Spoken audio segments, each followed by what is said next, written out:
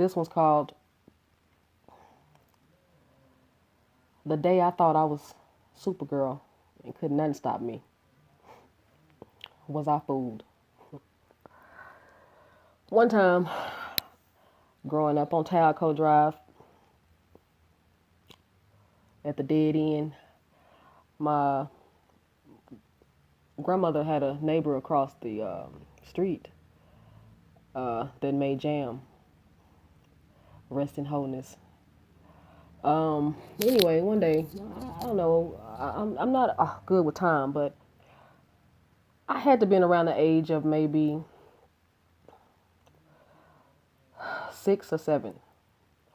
And my mom sent me across there, the street, to go get some jam that came in a mason jars. And the lady that normally, the mother of the home, wasn't there, and her son was there. Her son was my uncle's best friend, Steve. Anywho, I don't want to tell this story, but hey, some said, tell this story. I've healed you with this. So anyway, I'll go over there, and Steve goes to the back and he gets the jam and preserves. I think that's what it was, preserves. Whatever it was something I didn't want to eat. Okay, it's too lumpy.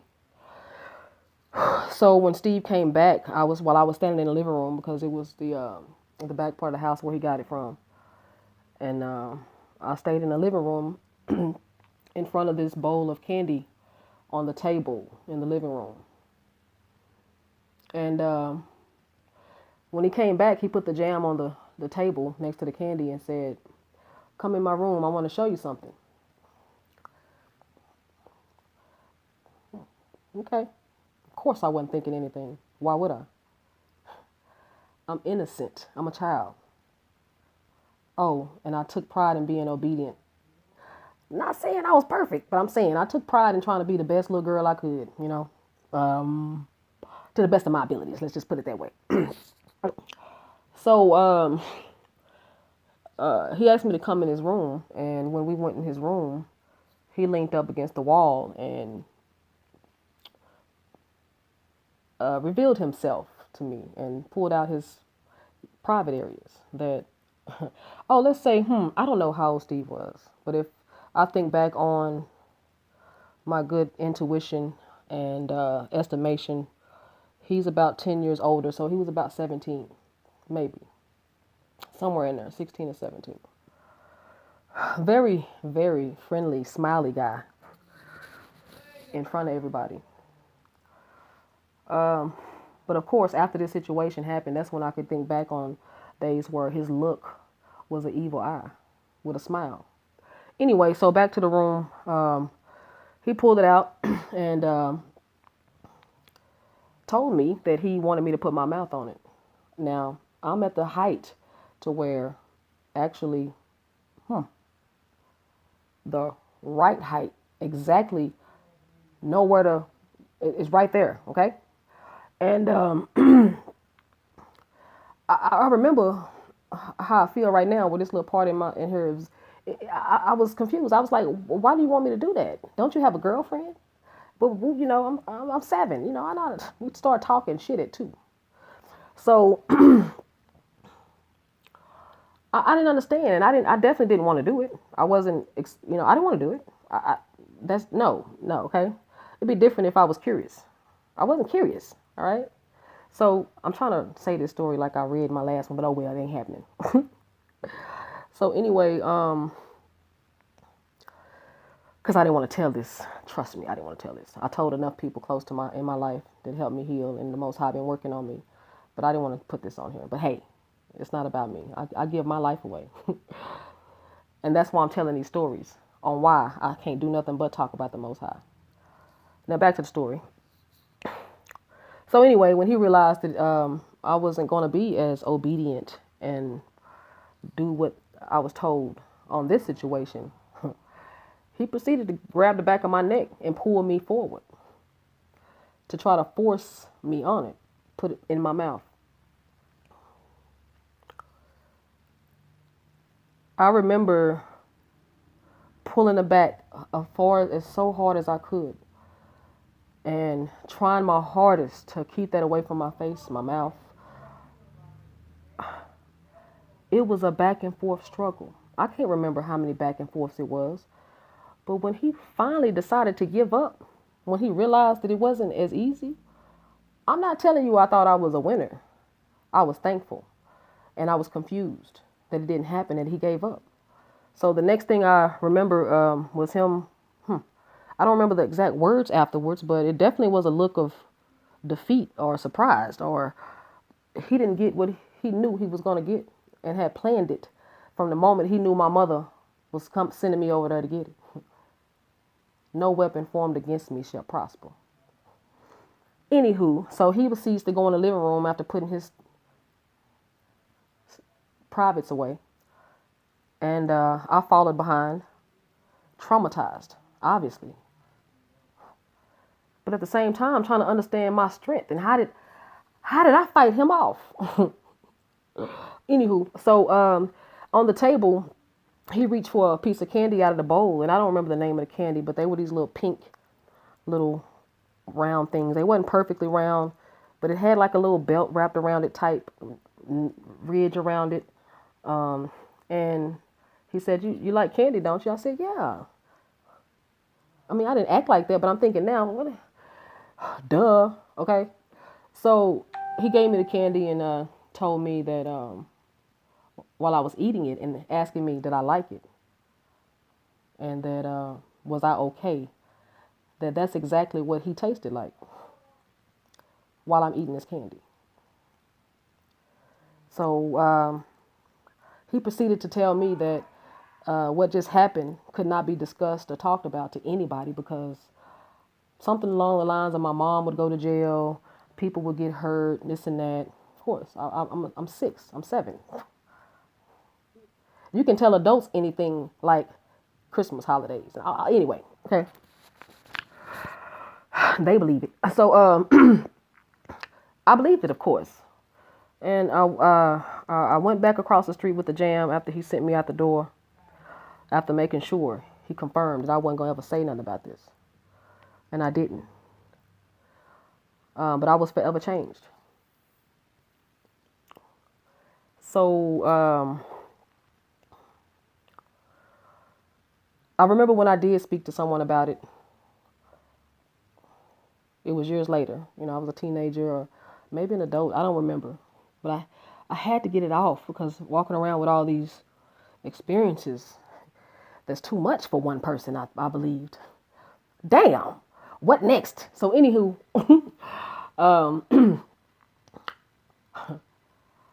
I remember seeing this man in my late 30s.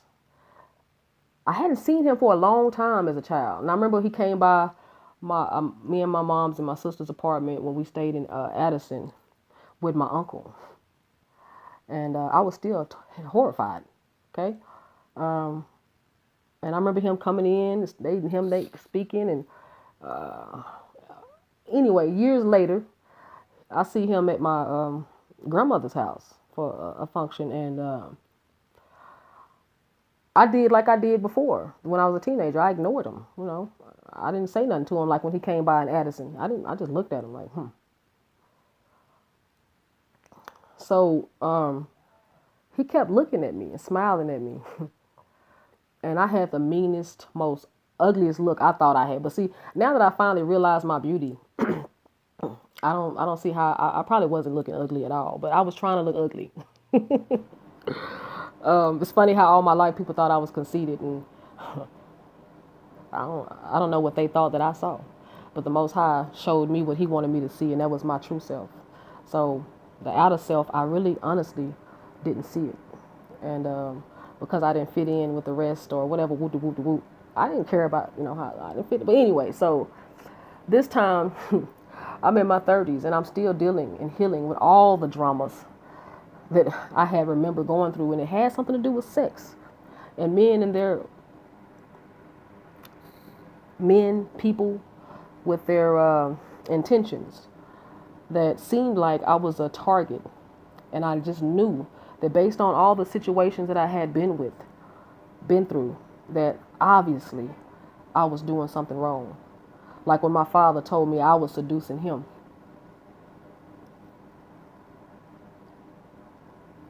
So obviously, from the time I was 5 on up, because there was many situations, many more series coming. Uh, I thought it was something I was doing, so I decided I'm not gonna show myself. I'm gonna dress different. Um, I'm gonna cover myself up. I'm gonna make it hard to make the access easy, at least on my body. And then got humiliated and made fun of more than then, especially after I was an adult and grown and past that stage, judged by my so-called siblings in this world. Anywho, we don't know what somebody's going through or been through, so just be quiet, all right? And if you are going to judge, realize that you're looking at a reflection of yourself. But you don't hear me though. So anyway, he laughing and smiling, and he had the nerve to, at some point, ask me when him and my uncle is hanging out talking outside. I don't remember if it was inside or outside, but he had the nerve to ask me if I don't remember him. He said, "You don't remember me?" He had the nerve to say something to me. Now, first of all, anyway, I said, "Steve, you know goddamn well I know you. Okay? I'll never forget you. And you know this. So what I think the best thing you should do is just don't say a motherfucking word to me, bro. Excuse my language." That's how I felt. Okay? And that's how it hurt. That's how it make you talk. I'm working on it. So you want to judge that, move on. Anywho, I was so hot that he was playing with my emotions by looking at me from across the way and always centering his eye and contact on me and smiling. I was determined that when I left early like I did, I was gonna run him over on Talco Drive. You hear me? Yeah. But anyway, something said, "I got you, baby. You just keep on being you. I got you." I I didn't want to be had this time. I wanted to get some revenge. I wanted to be getting the having. I wanted to be in control. But see, what the point of the story is, back when he first tried to force me on him, I thought I was Superwoman.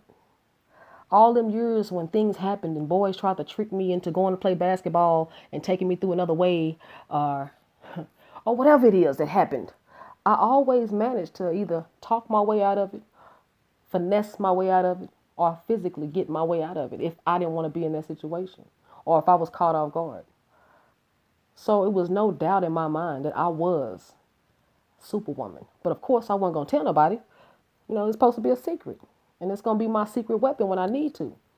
I don't want to go around telling. I knew you couldn't tell me I wasn't Superwoman. You hear me?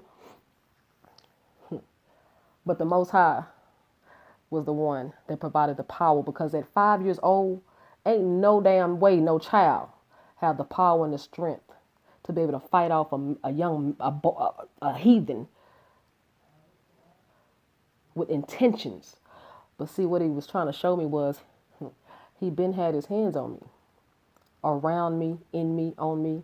And so therefore, when I didn't feel worthy to speak on the Most High, I didn't deserve to speak about the Most High. The Most High said it had nothing to do with you. I chose you. So why are you not telling everybody about me? Because how they gonna judge you? But if you in love, you talk about that person. If you meet a friend that does things that nobody ever had for you in your life, you honor that person. Talk about how this and that. He said, "I've done so much for you. I've had you. I need you to have me and do my will. Do what I ask, not what no other man asks. Do what I ask directly. I have a personal relationship with that something said is." So anywho, I'm able to tell these stories now because what goes on in the dark comes to the light, even our own darknesses. And this is not my mission. This is not what I want to do. Okay? But he had to fill me up because I asked him to empty me out. Ask and you shall receive. But if we asking for things that has no value or will leave you empty, like, for instance, a husband, a wife, children, a house, a car, none of those things are relevant. Okay? When you ask for the Most High's guidance and wisdom, these are the things he'll do for you. Because I finally had to break down and ask for it. You hear me? Let me tell you why. When I realized that I wasn't Superwoman is when I turned 21 and I was so comatose and weakened and died inside when my father believed that I was put on this earth to be his lover, his woman. Now, I'm not here to make anybody look bad. I don't care. I am speaking in my healing. You hear me? Because see, while I was crying every night, sobbing every night, afraid to be around men, had these issues inside, but I still hit it well with a smile. You have to check out Move On by Tux, LA in slow mo. I don't know if I'm going to have the courage to put my part on there. I might say a little something. But yeah, that's about that story. And Tux, Larry Scales did that. You hear me? Thank you, bro. Um, um, I didn't want to tell these stories. I was embarrassed, ashamed. I got to a point to where as a young woman, my late 20s, sometimes I felt like I would have to do certain things in order to keep the situation less violent. When that's all you've been through is violence and forcefulness. And the Most High uses you and show you how to trust, you finesse, you slide. All you have to do is have your intent. But when I realized I wasn't Superwoman is the day I was too weak to finesse my way or physically fight my way or get away from my father. That's when he showed me, girl, you thought this was you all this time? You thought you was really strong, huh? You are. That's what he said. You strong. But that wasn't you, baby.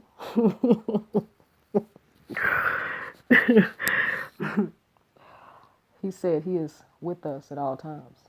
Now, I can't really speak on everybody because I just know my personal relationship, and I'm tired and I'm done not giving glory to my best friend, my everything.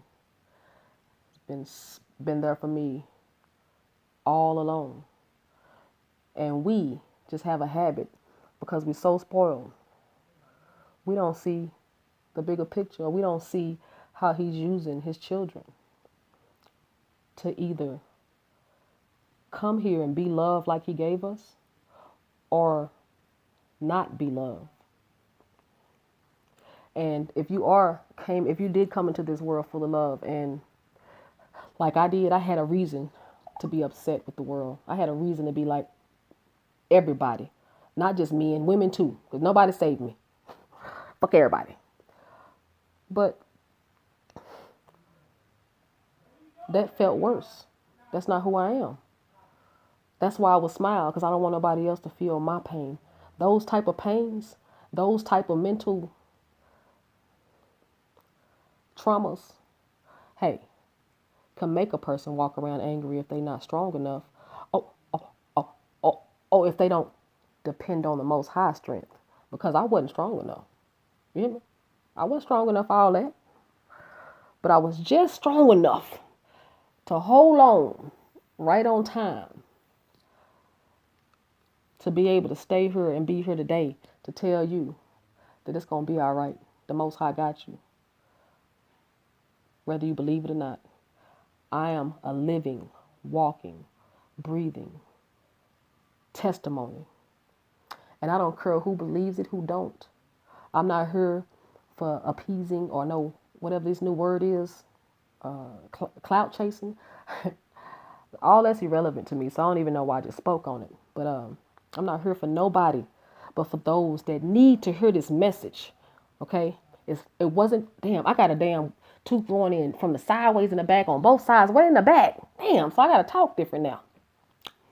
Anywho, it wasn't your fault. You did nothing wrong. You didn't seduce anybody.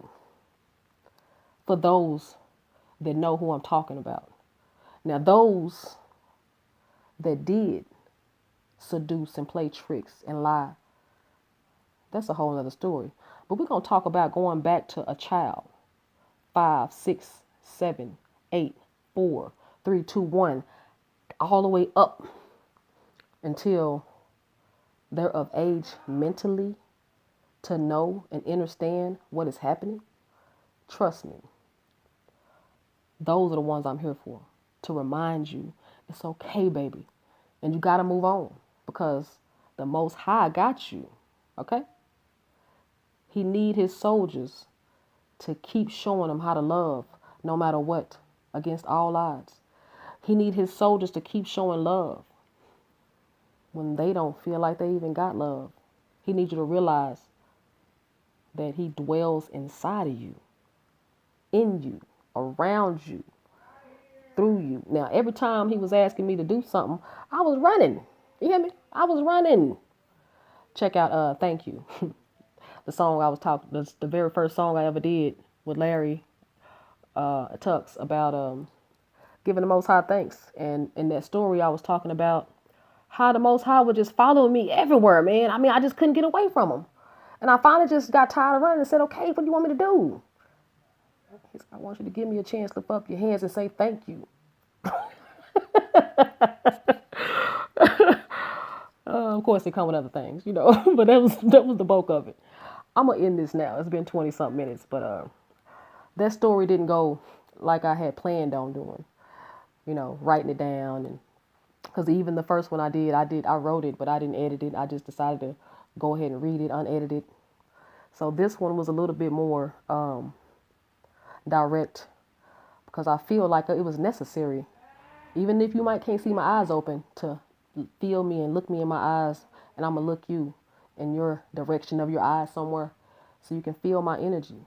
It's okay. Let it go. They're not hurting. They're not crying. They're not losing any sleep. Okay? You have to heal, baby. And I'm speaking to male and females. Okay? Because most of us, pretty sure if you like me, you mature, all right. You you're responsible, but you're still a child at heart. Because you had your childhood stolen. And even if you didn't have it stolen, you're still always a child because you're a child of the Most High. Why you think we go through this? The catch is, don't break. Hold on. You got to do your part. And at least hold on. And if you don't even hold on, guess what? He still got you. I love.